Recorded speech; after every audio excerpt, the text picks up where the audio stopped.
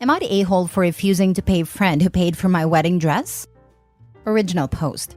I was looking to buy this dress from a brand in New York City. Because I'm not based there, the only option was to go through a retailer where I'm based at, and that would cost $2,400 excluding alterations. I found a listing from Still White, and it was the exact dress I wanted in my size, and brand new for $900. The previous owner had canceled her wedding. My longtime friend from school, Sandy, who happened to be in New York at the time, agreed to pick it up from me and bring it back with her to where I'm based, where she's also from. I was really grateful and happy, and I was even intending to gift her $100, on top of the Uber rides to and from the place I said I would reimburse as my token of appreciation. However, my joy turned to shock/horror/dismay/disbelief when I saw Sandy's Instagram story showcasing her trying on my wedding dress. I called her out for it, telling her I wasn't happy she not only tried it without my permission, but posted it for the public to see. She didn't take it down even after a conversation we had about this. To make matters worse, she admitted she collected the dress posing as me. Through an email bill later, I noticed that the dress had also been altered on the spot, all without my knowledge or consent. When confronted, Sandy nonchalantly stated that it was her one chance to try a wedding gown and insisted I should get over it and reimburse her the $900 she paid for the dress. My wedding dress experience was entirely hijacked, and I'm now hesitant to pay her back. This all happened yesterday, and she reached out today to ask for the money back and told me to get over it because she needs to make a big purchase tomorrow and it would help her cash flow. Since she wants it so bad, she can now have it. Am I the a-hole? Now for the top comments before reading the updates. What kind of wedding dress alterations can be done on the spot? It was a waist alteration. For context, this bridal shop has a seamstress in-house, and for dresses bought off the rack, they offer on-the-spot alterations unless it is significant. In this case, it was the waist. Not the a-hole. She had it altered? Wow. It's officially her dress now. Lucky her. Her one chance to try a wedding gown is now her lifetime of owning a wedding gown. She can try it whenever she wants. Exactly. She wanted the experience. That includes owning it and never having another opportunity to wear it. And it was a waist alteration. That's not a minor change like tacking a strap shorter or adding a hook and eye somewhere, and depending on the fabric and style of the dress, it may show that it's been altered twice on a day. I can't believe the nerve of your friend OP. Not the a-hole. Not the a-hole. You need a new dress and that woman is not your friend. She wants to be in the spot and use your wedding dress to get views. Uninvite her now, or she will be the one in a blush pink lace dress at your wedding. Now, if she has it in writing that you said you would pay for the dress, she can try and sue you. Now, you can try to counter-sue due to her getting the dress altered for her without your permission, possibly causing more financial problems with any future alterations. I wouldn't pay my friend for ruining the surprise of my wedding dress that I was so excited I found. I would have to take some time before I hunt for one again, just to make sure there is no sour taste left in my mouth after this experience. Take copies of her social media posts and texts. You may need proof of how nuts this person is. Now for the first update. First of all, thank you everyone for being so empathetic and indignant on my behalf. I don't feel crazy anymore. When I saw her post, I completely lost it. I cried so pathetically. I know everyone must be wondering why am I even friends with Sandy, and how that reflects on me as a person too. Sandy and I go a long way back. I've always known Sandy as a crappy friend, but I still kept her around because of her mental health struggles. I was the only friend connected to her family, so if anything, I would have been the one to sound the alarm. I don't think I could have lived with the guilt if anything really happened to Sandy. But well, I guess my job is done, because Sandy's audacity tells me she's in a much better place. Good for her. Moving forward, I don't have the dress on hand yet, because it's still New York with her. She's coming back to where we're based February 24. I agree that she was doing me a favor, and for that, I think I will still pay her for the dress. After all, it is $900, but with the following terms. 1. I will only pay her upon receipt of the dress. The trust is completely broken. I don't know what else she might do to the dress. Sleep in it? I unfortunately need this leverage over her until I have it in my hands. Else, she has no incentive to keep her hands off it. For all I know, she chucked it in a dusty storage to spite me. 2. I will pay her the $900 minus the cost of dry cleaning and alterations. It's like borrowing a friend's clothing and not washing it before returning it. Did I mention she also tried it after her Pilates class without showering?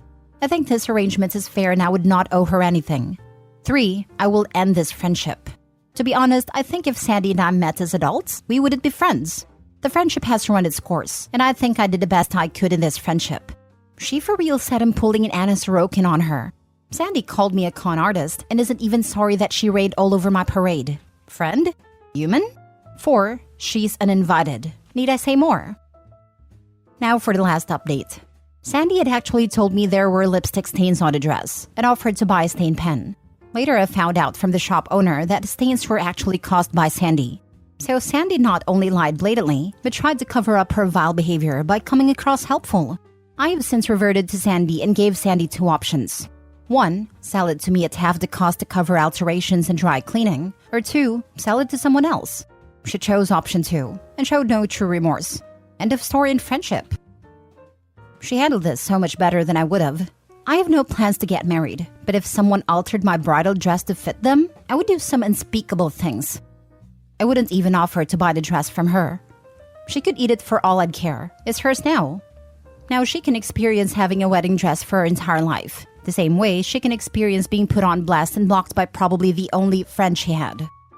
Yeah, giving this woman money is bonkers, unless it's a get out of my life forever tax. I'm blown away by the fact that OP still wanted to pay Sandy any amount at all. A-hole tax. How much is someone willing to pay to get an a-hole out of their life with limited drama? I did this for my wedding. Had a former roommate who didn't get a +1 respond that she was bringing someone random just to bring a date. I told her if she could wait until closer to the day, I would know I would have the space and that it wouldn't be an issue. She flipped out on me. I paid for a plane ticket to make her go away. A-hole tax. Best part? She still came into town, but not with a new date, even though this way everyone could meet them. Good riddance. At this point, I'd consider that dressed as cursed anyway. Already coming from a cancelled wedding, plus these bizarre shenanigans from Sandy? If she gets married in that thing, a pipe will burst day off in the wedding venue or something. Yeah, I'd say something about there not being enough sage in the world. The only thing that will uncurse this dress is probably the fires of Mount Doom. Next story. Am I the a-hole for disowning my son and refusing to invite him to my wedding or interact with him in any way? When I was 15, I became pregnant with my son. My parents were deeply ashamed, and I felt like I ruined my life. Before that, I was a bright student. I was determined to be the best mother I could be to my son. As a single mother, I didn't risk dating until my son was an adult. I wanted him to grow up to be a mature, conscientious adult. I doted on him. He came out to me when he was 17. I promised that I would love him forever. When he was 20, I met a man and fell in love. I was happy, and my son approved of him almost immediately. I found out 3 years later that my boyfriend and my son were having an affair behind my back. I was horrified at how my son could betray me so deeply. He apologized, but said it was true love, and that they didn't mean to hurt me. I cut him and my now ex-boyfriend out of my life. I don't like to talk about that part of my life. For all intents and purposes, I do not have a son. It's humiliating and unbearable. I met another man. He has been incredible and supportive.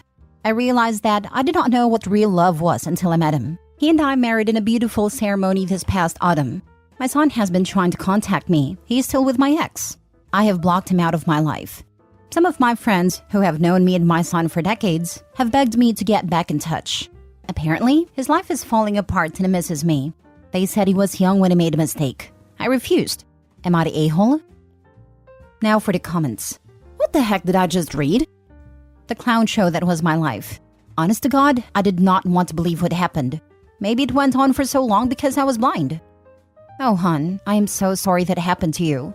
The most important person in your life betrayed you and the other preyed on him.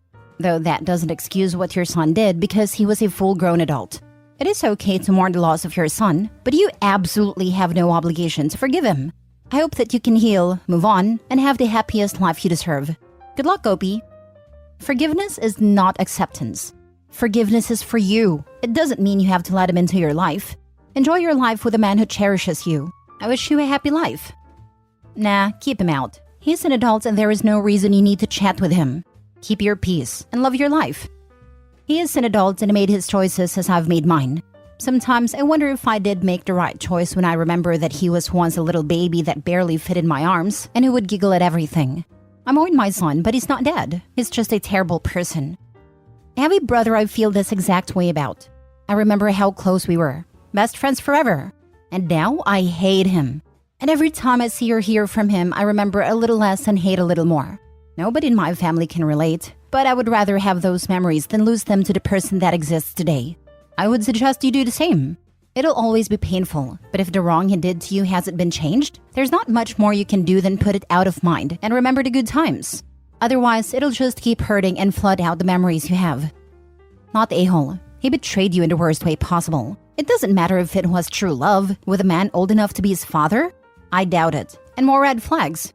He should have distanced himself from your boyfriend and vice versa until he got over the feelings. I truly believe some things are unforgivable. Cheating is one. But it is your life and only you can decide what path is right for you. And if you can live with no regrets disowning your son, good luck. I don't think it's true love either, but I also didn't think they would last this long. I can't forgive a betrayal like that. My ex had admitted to cheating before in a prior relationship. And like an idiot, I thought he was being refreshingly honest and had learned from his past mistakes. Never again. I will leave at a first sign of infidelity.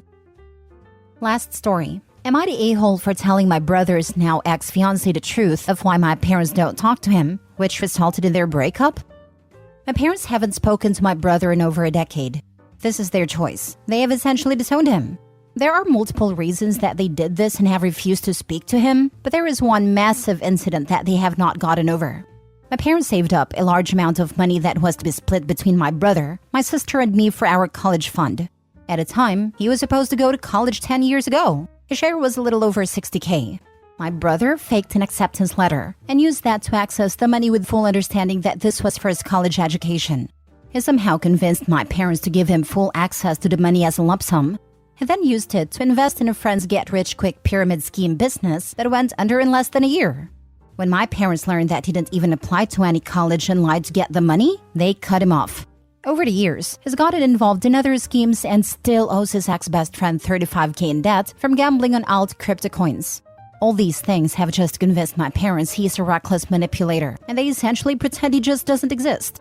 My brother has been trying to put his life together over the past year or so. He met his now ex-fiancée sometime during the pandemic, and they got engaged 3 months ago after they found out she was pregnant. I've met her a few times, but don't know her very well. My sister and I still talk to our brother occasionally, but we're not close. A few weeks ago, my brother's ex-fiancée called and asked if I would clarify a few things about our parents. She said she wanted to test the waters to see if she was going to reach out to see if they wanted to have a relationship with their grandchild. I have a suspicion, though, that she wasn't buying the lie my brother was telling her about their relationship. My brother told his ex-fiancée that my parents had cut him off because he had dropped out of college. She didn't know he actually never went to college and about the money he stole. I corrected that and told her the truth. I knew I kicked a hornet's nest because she ended the conversation quickly after. I also made the mistake of telling my mom about this conversation because she found my brother's ex-fiancée on Instagram and started talking to her there after I told her. She pretty much gave her every reason to break up with him, and she took her advice and did. I was conflicted until last night when my brother called me up, furious and screaming. Ex-fiancée has been ghosting my brother since she broke up with him, and last night she revealed she had an abortion and told him to never talk to her again. He sounded like he was going off the rails again, and I had to hang up and block his number because of how mad he was. I talked to my sister, and despite not liking him that much, she told me that this was way beyond acceptable on my part. So I feel responsible in a way now, and don't know what to think about my actions now. Not the a-hole. Your brother's ex deserved to know the type of man she was dealing with, and she made a smart decision. You really should be going no contact with your brother, and probably low contact with your sister. I bet your sister would be singing a different tune if she found herself in a situation similar to your brother's ex. I've mostly kept in contact with him since he seemed to be doing a lot better after his crypto days. I thought he was changing, but yeah, you're probably right. You saved that woman, and you saved a child from having a lifetime of an irresponsible father who would probably gamble the kids' lunch money for kicks. You did the right thing, not the a-hole.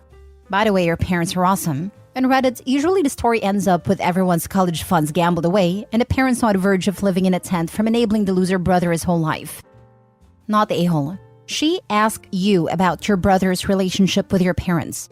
There is absolutely no reason in the world why you should lie about that for your brother. Yeah, that's kind of what I thought. My biggest concern is that I got my mom involved. I didn't think telling her would make her seek ex-fiancé out and talk to her. That's where I was really indecisive on. OP, you told her the truth, which your brother obviously had not. If your brother can't tell the truth, he deserves the consequences when people find out he's a liar. You saved that woman from having to be tied to a scheming liar for 18 plus years. Dude lied to his fiancée and got caught lying, but part of that is your fault, not the a-hole. Liars, family or not, don't deserve cover or protection or sympathy. That's it. Fool around, find out. If he hadn't have lied, then nothing you said would have been news. I don't feel bad about telling the truth. I feel bad about roping my mom in and how bad things turned for him. I guess I just needed to be sure that it wasn't the cause of all this mess. If your brother was truly working on himself and wanted to be better, he would have told his ex the truth from the beginning and took responsibility. But he didn't. He pretended to be someone he wasn't. He was scamming her too. It was only a matter of time before the truth came out and blew up in his face. It's better that your mom told the ex early before she was legally tied to him and her life ruined.